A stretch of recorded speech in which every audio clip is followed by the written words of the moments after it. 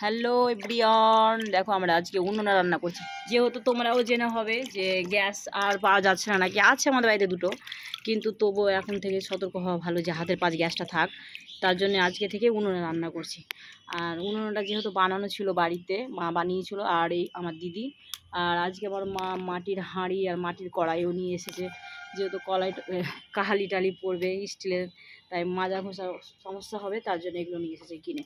যেহেতু পাশেই আমাদের বাড়ির পাশেই কুমোর আছে, কুমোরের বাড়ি থেকে নিয়ে এসেছে। রান্না করছি, ভাতটা হবে, এবার সবজি করতে হবে। কি সুন্দর ভাতটা উতলাচ্ছে, ফুটছে, দেখতে সেই লাগছে। যে বড়িটা ভেজে উঠিয়ে নিলাম কড়াই, মাটির কড়াইতে।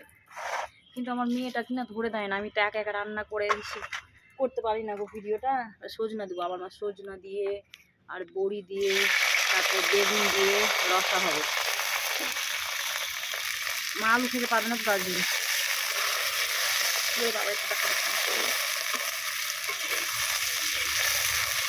সজনাটা ভেজে নিই, তারপরে বেগুনটা ভাজি হয়ে গেছে। কেটে দাও, দিয়ে দিলাম।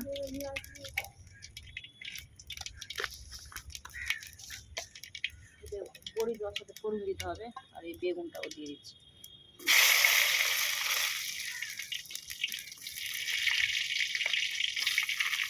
যারা যারা গ্যাস ব্যবহার করছো তারাও কিন্তু এখন থেকে সতর্ক হয়ে যাও যে উনুনে রান্না করো। এই যে উনুন না থাকে, মাটি টাটি তো ছাদে ভাবে করতে পারবা। এই যে গামলাতে যেভাবে আমরা করেছি, এটা গামলাতে উনুন বসানো যাচ্ছে, সেইভাবেই করেছি আমাদের। বেগুনটাও ভেজে নিই, সজনাটাও ভেজে রেখে দিয়েছি হালকা। এই যে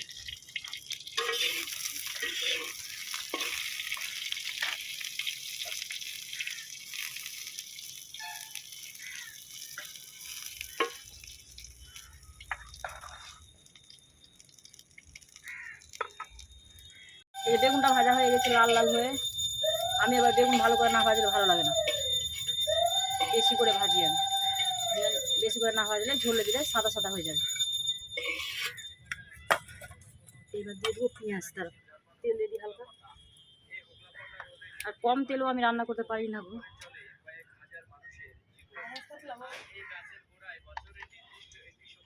যেহেতু সবজিটা হালকা, তাই হালকা করে তেল দিচ্ছি। তখন জিরাটা তেলে দেওয়া হয়নি, ওপরে তো কেউ কিছু নিয়ে আসতে চাইছে না।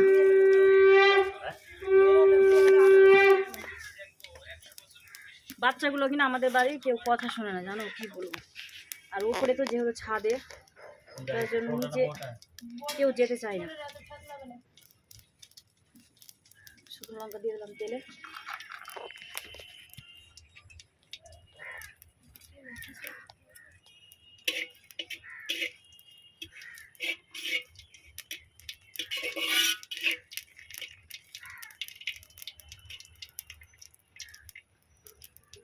পেঁয়াজটা ছেড়ে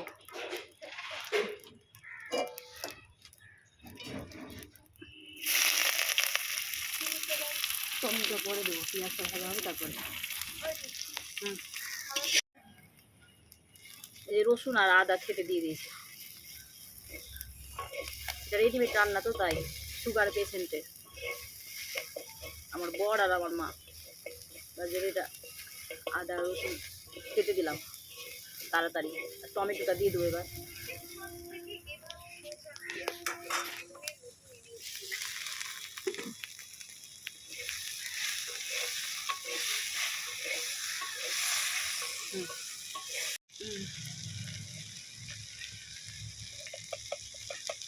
হলুদের গুঁড়া, তারপরে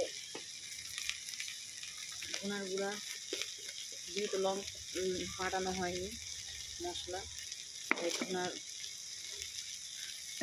গুঁড়া হালকা দিই, অল্প লবণ দিয়ে দিই।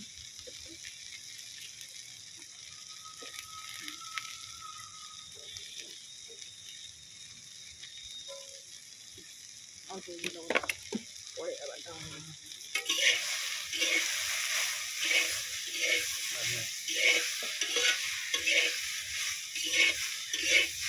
শুকনো ধনের গুঁড়ো, ধনেটাকে শুকনোতে পেস্ট করে এনেছে আমার দাদা।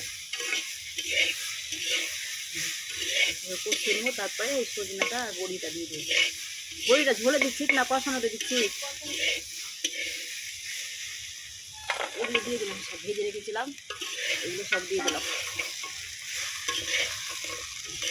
কষিয়ে নিই।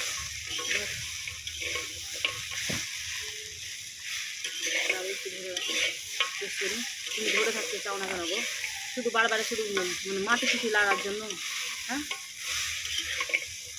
ওটা দিয়ে নাড়া যাচ্ছে না, শুধু হালকা গো। এটা এই খুন্তিটা, কাঠের খুন্তিটা, এই যে দেখো এটা দিয়ে নাড়ছি তো, কিন্তু এটা তো আমি পারছি না নাড়ছি, বেশি চওড়া নেই, এটা হালকা চওড়া তো, তার জন্য।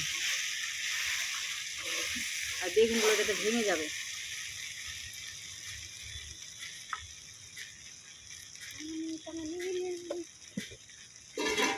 ও মা, জারে জল তো ঢালাই হয়নি, জার থেকে দিয়ে দিই।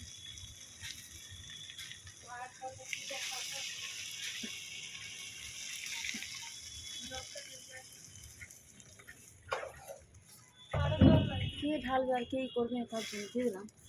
এই কিছু জল দাও, এবার সেদ্ধ হবে, নামিয়ে নেব। এবার রান্নাটা কমপ্লিট। এই যে রান্না হয়ে গেছে, বড়ি দিয়ে, টমেটো দিয়ে, তারপরে বেগুন দিয়ে, সজনা দিয়ে রসা। বড়িটা, বেগুনটাও ভাঙিয়ে দেখো এমন সুন্দর করে ভেজেছি, তবু আমি বেগুনটাও ভাঙিনি। আর বড়িগুলোও সুন্দর। এগুলো আমরা বাড়িতে বানাই, এবার মাসি বানিয়ে দিয়ে পাঠিয়েছি, বড়ো মাসি, মজমপুরে বাড়ি। রান্নাটা কমপ্লিট হয়ে গেছে অলরেডি। শুভ দুপুর আমার তরফ থেকে তোমাদেরকে অনেক অনেক ভালোবাসা। আর আমার এই ভিডিওটা কেমন হয়েছে, রান্নাবাড়ি কেমন হয়েছে তোমরা প্লিজ একটু কমেন্টে জানাবে। আর যারা যারা রান্না এইভাবে পছন্দ করো, বানিয়ে অবশ্যই খাবে। সবাই ভালো থেকো, সুস্থ থেকো। এই চামচ, বাই, টাটা।